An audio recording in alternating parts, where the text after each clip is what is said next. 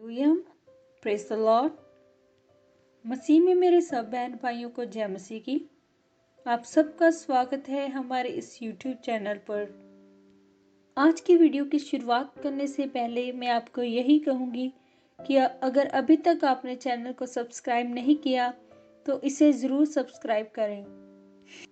चलिए आज की वीडियो को हम शुरू करते हैं। हमारी पिछली वीडियो में आपने देखा कि इस धरती पर आई बाढ़ में सिर्फ नूह और उसका परिवार ही जीवित रहा। जब धरती पर बाढ़ का पानी सूख गया तो परमेश्वर ने नूह और उसके परिवार और जो जानवर उस जहाज में थे उन्हें बाहर आने को कहा।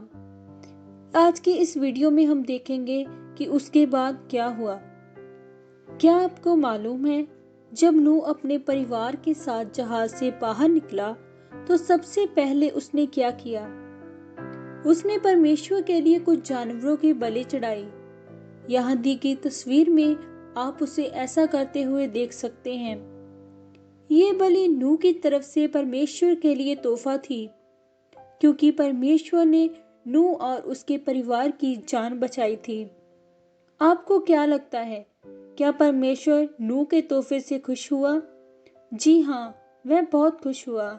इसलिए उसने नूह से वादा भी किया कि वह फिर कभी भी बाढ़ से दुनिया का नाश नहीं करेगा। कुछ समय बाद सारी जमीन सूख गई। नूह और उसके परिवार ने जहाज के बाहर फिर से अपना कामकाज शुरू कर दिया। परमेश्वर ने उन्हें आशीर्वाद दिया कि तुम फूलो फलो और धरती को भर दो। परमेश्वर जानता था कि आगे चलकर लोग इस बाढ़ के बारे में सुनकर डर सकते हैं। वे शायद सोचे कि कहीं परमेश्वर फिर से बाढ़ ना लाए। इसलिए यहोवा परमेश्वर ने अपने इस वादे की याद दिलाने के लिए एक निशानी दी। पता है वह निशानी क्या थी? मेघधनुष। मेघधनुष में सुंदर सुंदर रंग होते हैं। ये अक्सर आसमान में तब दिखाई देता है जब बारिश के बाद सूरज चमकने लगता है। क्या आपने कभी मेघधनुष देखा है? क्या आपको यहाँ तस्वीर में मेघधनुष दिखाई दे रहा है? परमेश्वर ने कहा, मैं अब कभी इंसानों और जानवरों को बाढ़ से खत्म नहीं करूंगा। मैं अपना मेघधनुष बादलों के बीच डालता हूँ और जब भी मेघधनुष दिखाई देगा मैं उसे देखकर अपना ये वादा याद करूंगा। अब से जब भी आपको मेघधनुष दिखाई दे तो आपको क्या याद आना चाहिए? जी हाँ, यहोवा परमेश्वर का वादा कि वह फिर कभी भी धरती को बाढ़ से नाश नहीं करेगा। धरती पर आई बाढ़ के बाद नूह के बेटों के कई बच्चे हुए। जब वे बच्चे बड़े हो गए तो उनके भी बच्चे हुए। इस तरह धरती पर इंसानों की गिनती बहुत बढ़ गई। उस समय निम्रोद नाम का एक आदमी रहता था। वह नूह के बेटे का पोता था। निम्रोद बहुत ही बुरा आदमी था। वह जानवरों का शिकार करता था और इंसानों को भी मार डालता था। उसने अपने आप को राजा बना लिया, मगर परमेश्वर को निम्रोद पसंद नहीं था। उस समय सब लोग एक ही भाषा बोलते थे और निम्रोद चाहता था कि वे सब के सब एक जगह पर रहें ताकि वह उन पर राज कर सके। पता है इसके लिए उसने क्या किया? उसने लोगों से एक शहर बनाने और शहर के बीच एक बड़ी सी मीनार बनाने को कहा। अब मीनार बनाने के लिए ईंटों की जरूरत थी।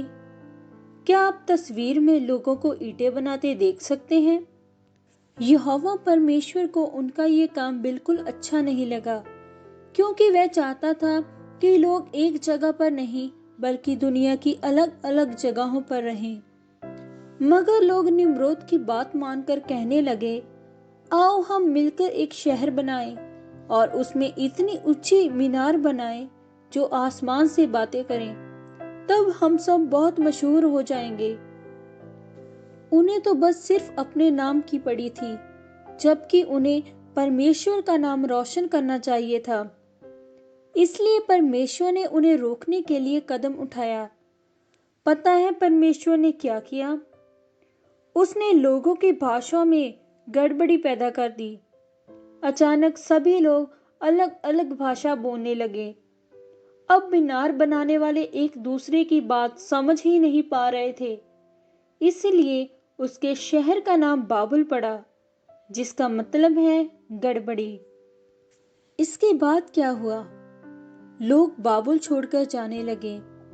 जो लोग एक जैसी भाषा बोलते थे वे सब एक साथ हो लिए और अलग अलग जगह जाकर रहने लगे। आज की इस कहानी में हमने जो भी देखा, आप इसे पवित्र बाइबल में से पढ़ सकते हैं, जिसकी पुस्तकें व अध्याय और आयतें मैंने इस जगह दे दी हैं। आज की इस वीडियो के द्वारा परमेश्वर आप सबको आशीष दे। सबको जय मसीह की।